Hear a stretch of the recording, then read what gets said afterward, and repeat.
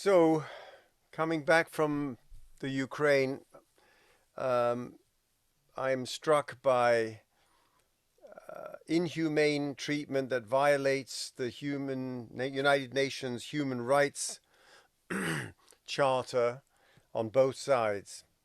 Um, Matilda Bogner from the UN Human Rights Monitoring Mission in the Ukraine says that there's credible information regarding the mistreatment of Russian prisoners by Ukrainian troops.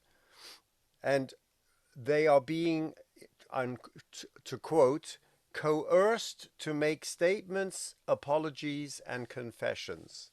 Coerced to make statements, apologies, and confessions. And that's the Ukrainian side. The Russian side is doing the same thing. When the Azov regiment was finally marched out of Mariupol, the first thing they did, you can see this on YouTube, is to strip their shirts off to reveal their tattoos. And the tattoos revealed the swastikas and SS markings and Hitler images on their skin, proving the narrative of the Russians that they were coming to denazify Ukraine. On both sides, there are violence, treatment of prisoners, but a central core of that is the notion of confession, which brings us to our Parsha. And our Parsha, if I can share the screen, this is a painting from Jan Luken in the 1800s. Our Parsha in the beginning talks about the ritual of the sota, a term for a woman suspected of adultery who must undergo a trial, an ordeal that will establish her guilt or innocence in our Parsha, Numbers 5:11-31. And the Torah describes in detail the ritual, which must be performed by the priest in the tabernacle to determine whether a woman whose husband suspects her of adultery is indeed guilty. Let's look at the psukim. And share with you the psukim.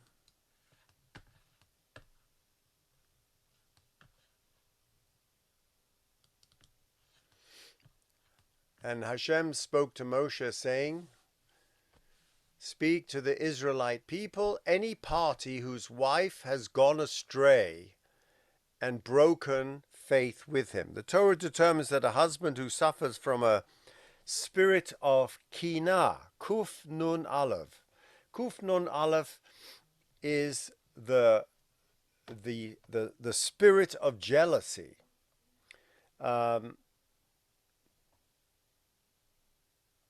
It's not just a legal case when a woman goes astray. It's a party whose wife has gone astray and that another man has carnal relations with her, and she keeps that secret, but now he suspects, a fit of jealousy comes over him, and he is wrought up about the wife who has defiled herself. Or in a fit of jealousy, and he is brought up about his wife, although she has not defiled herself. So he doesn't know. He can only suspect. Ish ki sista isho. His wife has sista, gone astray. And then what does he do? The party, vehevi ha'ish es ishto el hakohen, he brings in his wife to the priest. So a woman who repeatedly cheated on her husband, and he knows about it, or believes that he knows about it, brings her to the Kohen. If he doesn't, there wouldn't be any ordeal. She was not caught in flagrante delicto, as the Catholic Church calls it. In flagrante delicto. I love it. Because that would call for her death sentence. We know that. That's in the Torah.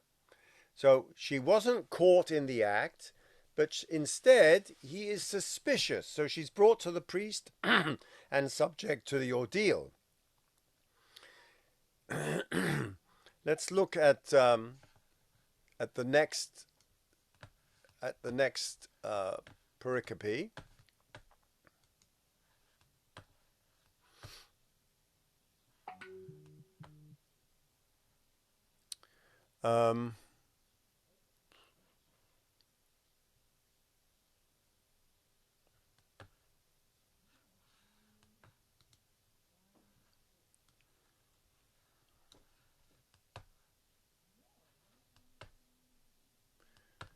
V'lokach hakohen mayim kedoshin.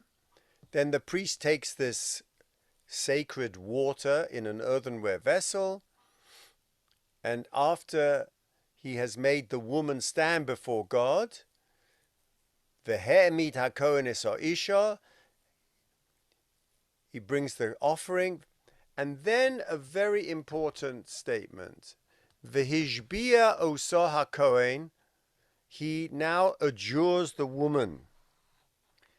Before she drinks the potion, he tells her what's going to happen if she confesses, and if she doesn't confess.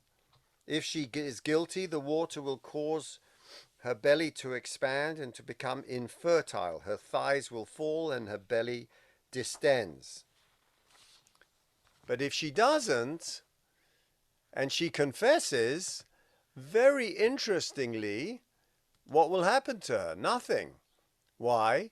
Well, there were no witnesses, and so she gets off scot-free. Well, not scot-free. I mean, she loses her ksuba, and she cannot go back to her husband, but certainly she gets off scot-free. So his job, the hishbia, his job in adjuring her, in fact, is to, let's say, convince her to confess.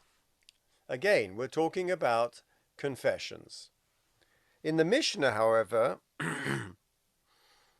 the only existing accounts of the Sota ritual are a few places in Yuma and Edius, and so we can't allow any historical accounts of what happened after the Bible, even if we accept that the ritual was performed. What form did it take?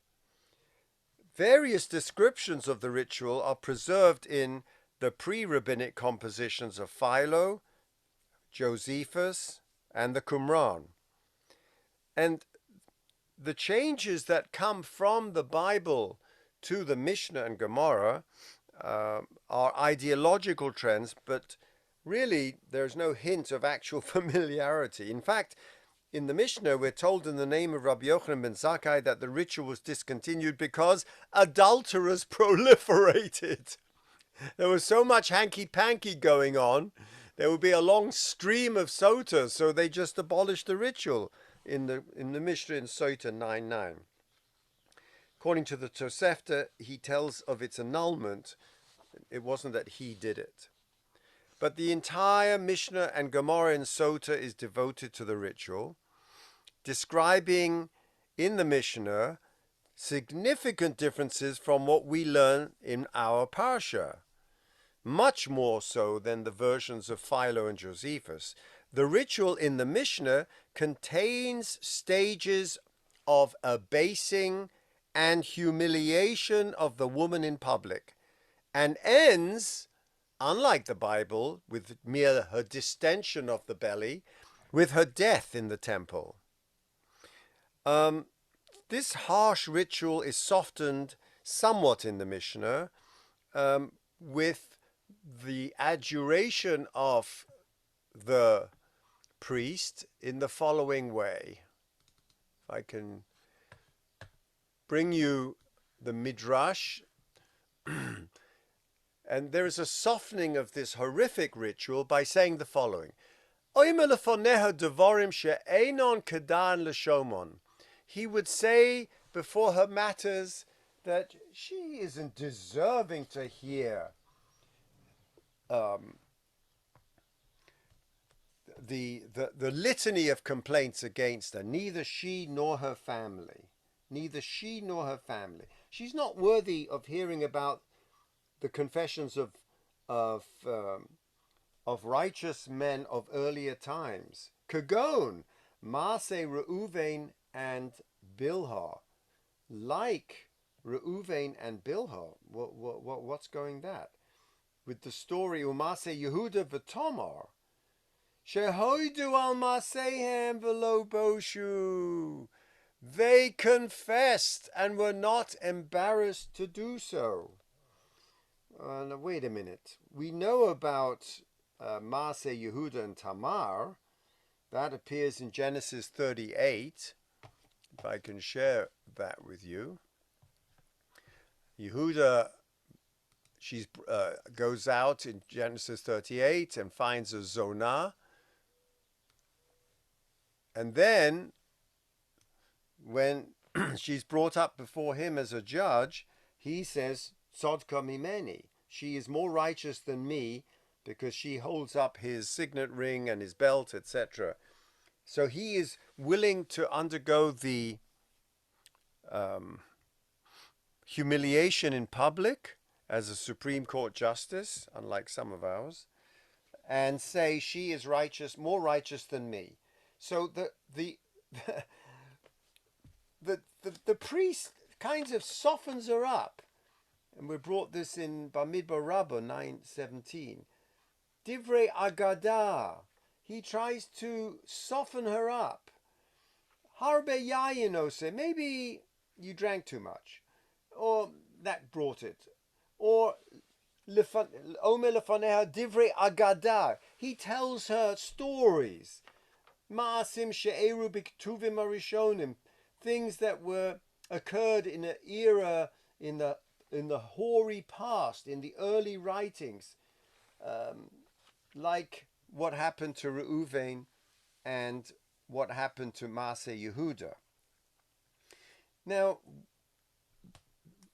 Maaseh Yehuda, it's a very interesting development that we're told in the Talmud.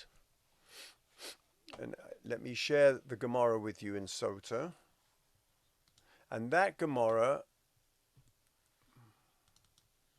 tells the following story.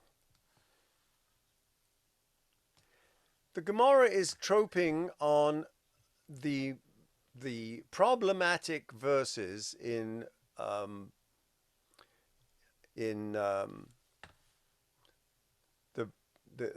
blessings of Moshe Rabbeinu. The blessings of Moshe Rabbeinu in V'zot HaBracha go as follows. Yechi Reuven va'al Yomos. So he's going through the list of the tribes according to the way they were set up in the wilderness. And it should go as follows. Reuven, Levi, Yehuda. Now look what it says in the Torah. Yechi Reuven, we say this multiple times before we get our scotch on Simchas Torah, right? Yechi Reuven va'al Yomos. May Reuven live and not die. Vihi misei mispo, even though his numbers be few. Now, instead of going to Levi down here, he interjects out of order with Zois Yehuda. Vayomer Shema Adonai Kol Yehuda. May God hear the voice of Yehuda. Ve'el amo teviena, and restore him to his people. Yodo rav lo ve'eze mitzarv tichye. Though his own hands strive for him, help him against his foes. And then he carries on with Levi. So this is what the Gemara is picking up on, the problematic sequence.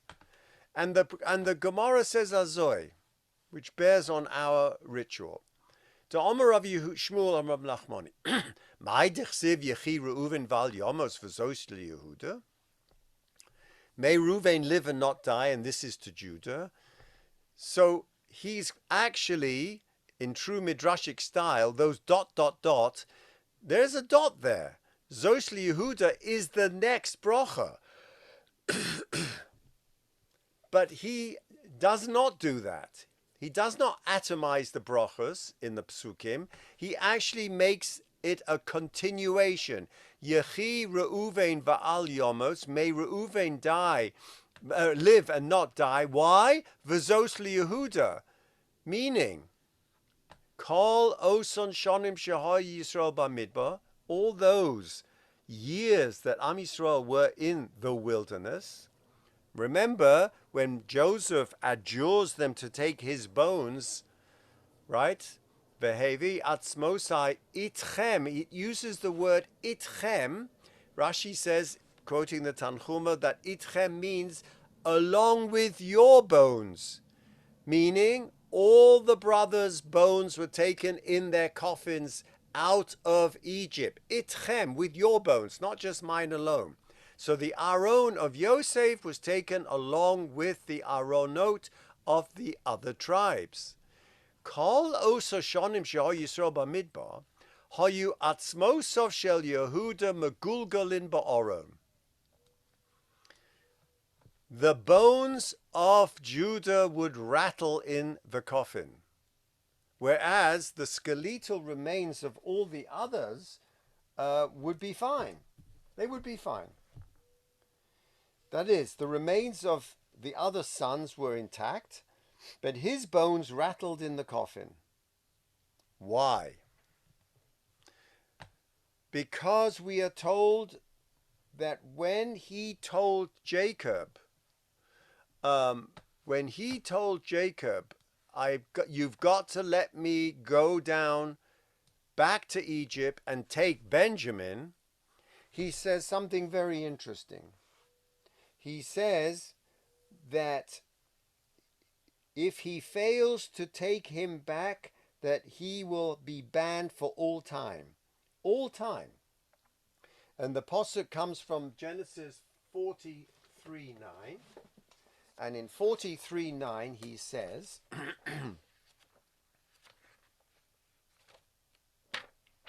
he says, Azoy,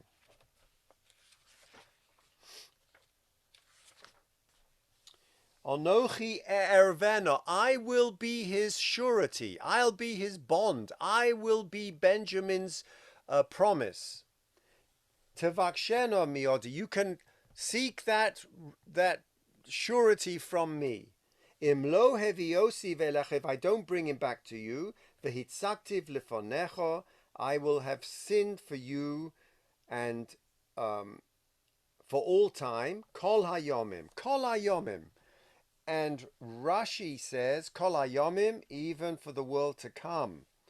So it means that I will put myself, as the Gemara in Makkah says, in nidui. I will put myself under I'm not just making a neder. I'm not just making a promise for you. I'm putting myself under nidui, under excommunicative ban for this world and for all eternity. Now the Gemara says that a person can't release himself from a nidui. Someone else has to release him. And so the Medrash here says, Hoyu atzmosov shel Yudah megulgalim ba'aron. They were rolling around in his coffin. Ad she'amad Moshe ubikei shalov rachamim. Until Moshe, at the end of the Torah, is seeking mercy for Judah. Amar lefonav, Ribono shel olam, mi goram leReuven shahoida. The reason the pasuk of Reuven is next to Yehuda, v'zoisli yechi Reuven va'al yomos, v'zoisli Yehuda, Moshe uses that as an excuse to get the bones of Judah, meaning Judah, out of excommunication, because even though he had fulfilled his promise, in fact, they were reunited. Jacob did see Benjamin. Some Mefarshim, the Marsha in Makkah says, well, he didn't bring him up to Benjamin, Jacob. Jacob had to go down to Egypt. So there was some aspect of the promise that was not fulfilled. So he's in excommunication, even though he fulfilled it, and no one to take him out. Until Moshe says, Ribono shel olam. Now listen to the argument. Mi goram leReuven shahoda. Who caused Reuben? Who inspired Reuben, the eldest, to be moide about his father's bed. Now, you know the story that he moved his father's bed, and the Gemara says he actually had relations with Bilhah, not just he moved her bed. Who allowed Reuven, gave him permission, opened the way to this confession? Yehuda. It was none other than Judah. Reuven confessed the sin of upsetting his father's bed only after observing Judah confess his sin in the high court in the incident of Tamar. So that is what the rabbis say is the reason that the pasuk is out of sequence. It didn't go Reuven, Levi, Yehuda. It went Reuven, Yehuda, Yechi Reuven Vayamos. Why? Because of this conversation in the three dots here that went on between Moshe and God, because Moshe heard the rattling of the bones of Joseph, because the bones of Joseph were rattling because of the ban imposed conditionally upon himself, requiring nullification even if the condition is never fulfilled. And so even though Benjamin was returned to Jacob, Judah nonetheless becomes subject to his own ban because he had not fully fulfilled it. And it comes along Moshe, Shema Hashem Kol Yehuda. I want you, God, to listen to the voice. What voice? The voice of the bones rattling in his coffin, so he can find a final rest. Al Eivore Holasafa, his prayer was accepted, and Judah's limbs became shafar. Now, shafar means jointed, so they were disarticulated. There was a dislocation of his joints, allowing them to rattle. Now they became jointed, and and so he found his final rest because Moshe is using him as the exemplar of confession. Now let's go back to the Kohen. What is the Kohen telling the Soiter? The Kohen is telling the Soiter, listen, my dear, I want to tell you about the stories of ancient times. I want to tell you about Yehuda and Tamar and Reuven. Both of those are the exemplars of confession. So I want you to confess. And that's how he's trying to convince her to confess so that she doesn't have to drink of the waters. Okay. By the way, what happens if she was raped? So the Netziv says, it says, if a man has not lain with you conjugally, then you are off the hook. Or if he has lain with you, then you're not off the hook. Either way, you have to drink the waters to determine. It's a trial by waters. So the Netziv, in his usual penetrating analytical way, says, what about if she was raped? What happens to a woman who's raped? So the Netziv says, it doesn't say imcha, but oscha, which applies, it's not, he did not lie with you, but he raped you, possibly, which implies even against her will. Meaning, even if she had relations with her against her will, she would be permitted to her husband. Nevertheless, there is some smidgen of punishment because why did you seclude yourself with this man? It was inappropriate. So there is some cause of the matter because she went with him into a secluded place. It's a very interesting reading about motivation, right? She can claim, what are you talking about? I was raped. It was against my will. It wasn't something that I was seduced. Nevertheless, the whole point of this ritual is because he is suspecting her because she's hanging out in the wrong places. And so the Netziv, in a very articulate manner, says that includes rape, even though in a regular case, she would be available to return to her husband. So let's go back. The Medrash says, Omer Rabbi Shmuel, Batchila Modia Kohen Shel Mayim Amorim. He tells her about the bitter waters, then says, he softens it. Biti. Omer Locha Mayim Amorim Eila Lomahem Domim. They are considered like a potion.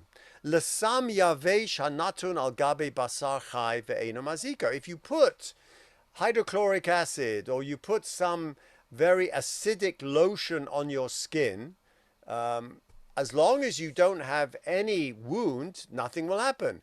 Keshehu motzi maka, but if you do have a lesion, okay, so I'm spreading my lotion over me, but it's quite acidic. But now if I have a makkah, matil lechalchel, then it immediately burns.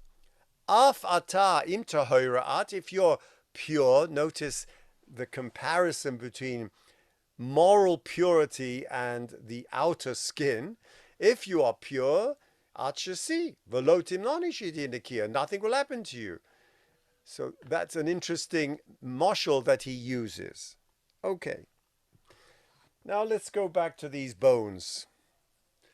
I want to share with you a Rabbi Nachman. And Rabbi Nachman says the following.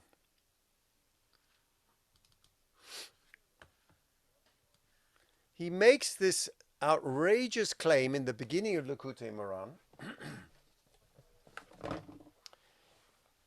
And I'm bringing it because Aviva Zornberg, in her book Bewilderments, her wonderful essay on the Sota, says that this notion of confession is fraught with ambiguities. For the modern reader, it is shadowed by the literature of totalitarianism, by the Soviet show trials, by the Chinese culture of confession, and by the accounts ranging from Kessler's Darkness at Noon to Elaine Scarry's The Body in Pain. And I would add to the Ukrainian war. Confessions, we understand, serve political purposes. They may be extracted by torture by the Catholic Church, for sure. Even the greatest modern scientists who opened up Copernicus, etc., they were tortured for their science, or by more subtle pressure.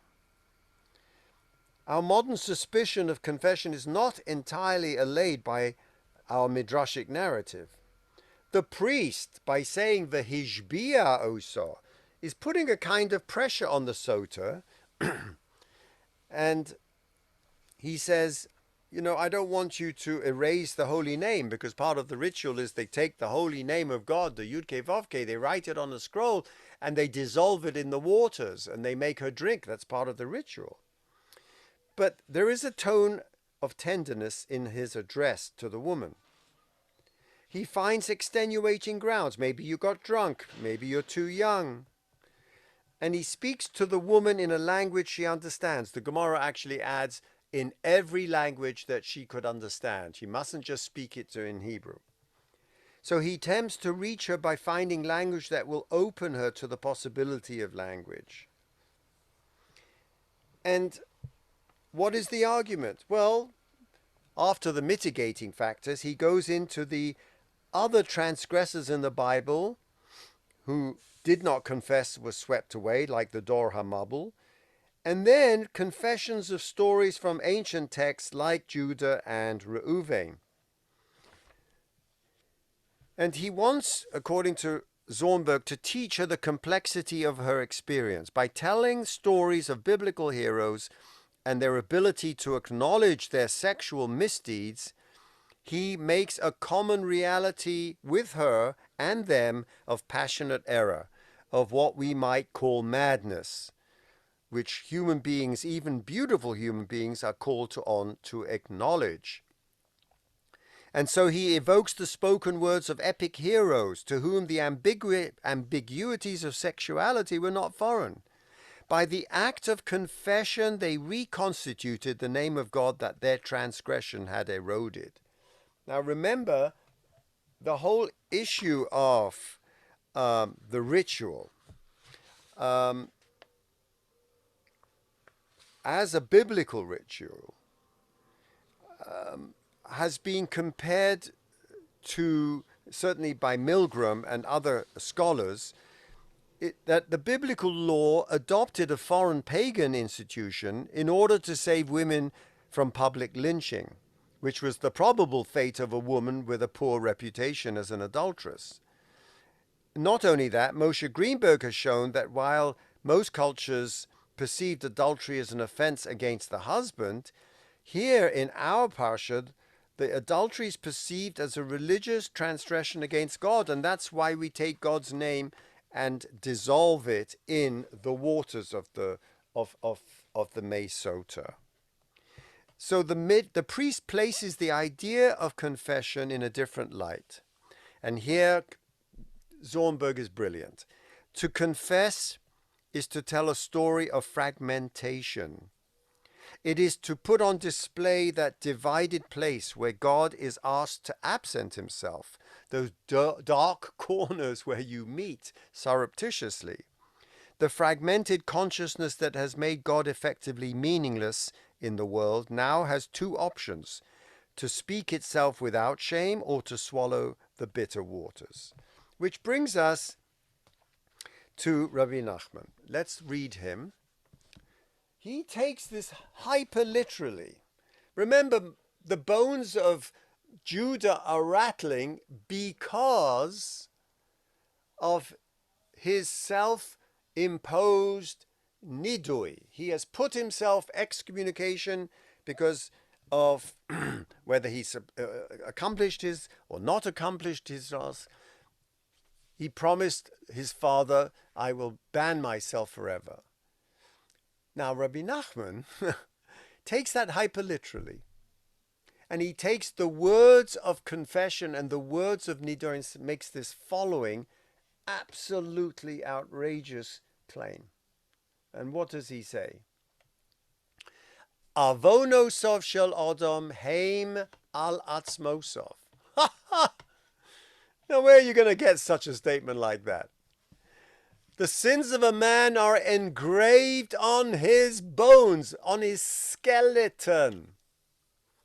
Remember, there is a Zoharic statement that the neshama is closer to the bones, and the guf is related to the flesh. And the flesh goes away, but the bones stay much longer because the neshama is more connected to the bones, so they survive after death. Here he's troping on that and says, and the sins have an impact on his soul or on his bones. Kamoshe Kosov, and where is his proof text? That he in fact that he in fact in Ezekiel says, when Ezekiel sees the valley of the dry bones, Vatehi avonosom chakuko al mitzvosom, he sees that their sins are etched in their bones. So he's not out of left field. He is in fact quoting hyper literally the valley of the vision of the dry bones, Ezekiel 32. Okay. Now he goes more metaphorical and Kabbalistic. Every Aveira yeshlot tseirus osios. Every Aveira has a permutation of holy letters. So for instance, the word oneg is pleasure, as our rabbi tells us often, and you can switch it around and it becomes nega. Oneg, ayin, nun, gimel, nega, nun, gimel, ayin. That's what he's talking about here. Everything has its root in the Torah and in the Hebrew letters of Torah. Ukeshe'ava ez aveira. So when you make an aveira, the tseruf, this wrong mispermutation, is now on his bones. Okay. So now, this, he then says, is what it means in our midrash. And let me just share with you that next piece.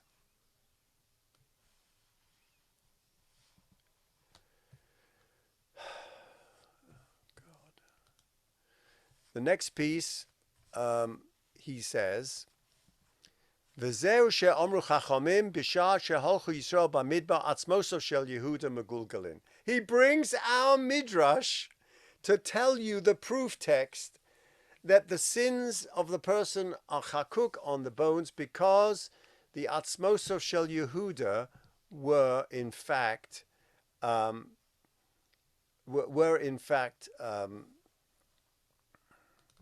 here we go.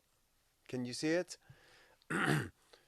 that the Atzma Shel Yehuda were megulgalin, that they were rattling. Ad she'oma Moshe Shema Hashem Kol Yehuda shebikish Moshe ma'Kodesh Baruch Hu. Moshe asked from God that she'yiska Yehuda havidui.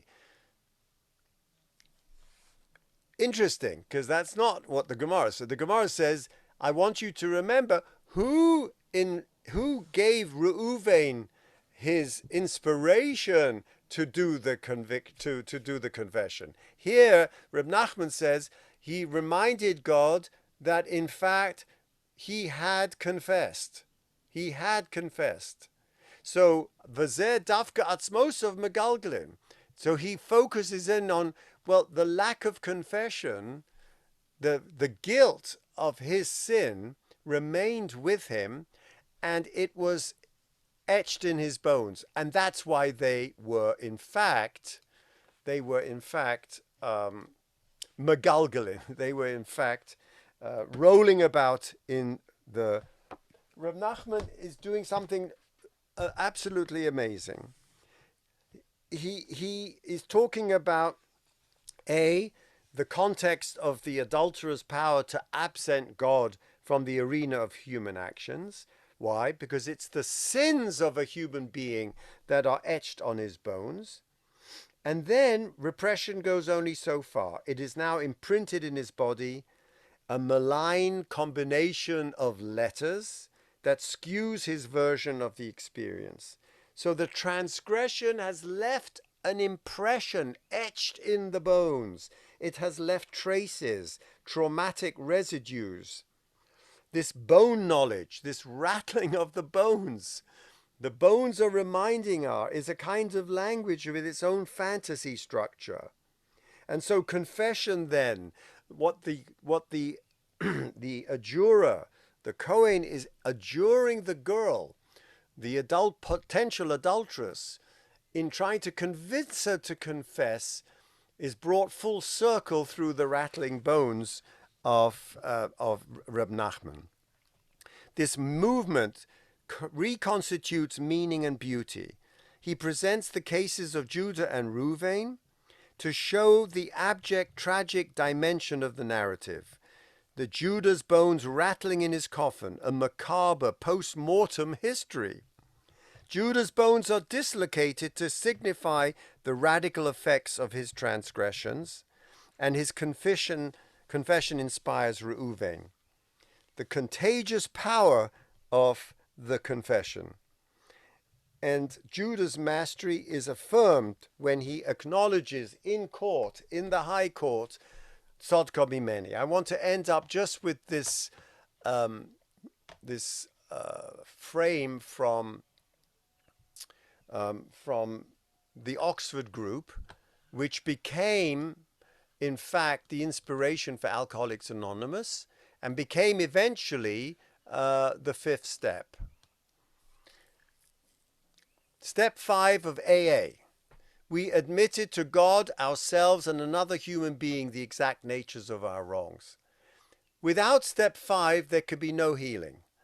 In step 4, you did a moral inventory and you did a confession of your sins. Confession, confidence, same word. But in step 5, we admit to God, ourselves, and another human being the exact natures of our wrongs. So you can see how confession has taken a long road, and it has been used in positive ways. Of course, modern sensibilities are very upset about the Sota, questioning the representation of femininity and the tractate Sota's attitude to it has arisen in all its modern mind. The extreme character of the ritual and the essential inequality have led to different ways of coping with it, ranging from apologetics to severe criticism. It has also inspired various artistic treatments like the play Sota, created and performed by the Jerusalem Theatre Company in 1999, and the journal Elu Ve'elu, a publication of a Beit Midrash in Jerusalem dedicated to examining the tractate Sota from critical, feminist, and modern viewpoints. We do not want to discredit the feminist criticism because of how one-sided this ritual is. But what I wanted to bring out today, as I started with, was how confession has its bright side and its dark side.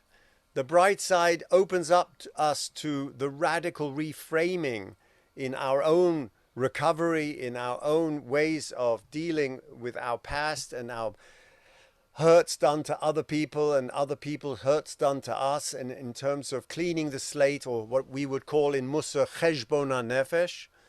But of course, in its political way, as we see it in front of our eyes, the way people are being forced through torture to confess. May we all make use of this double-sided bracha, the bracha and the klala, in our own spiritual journey. Have a wonderful week.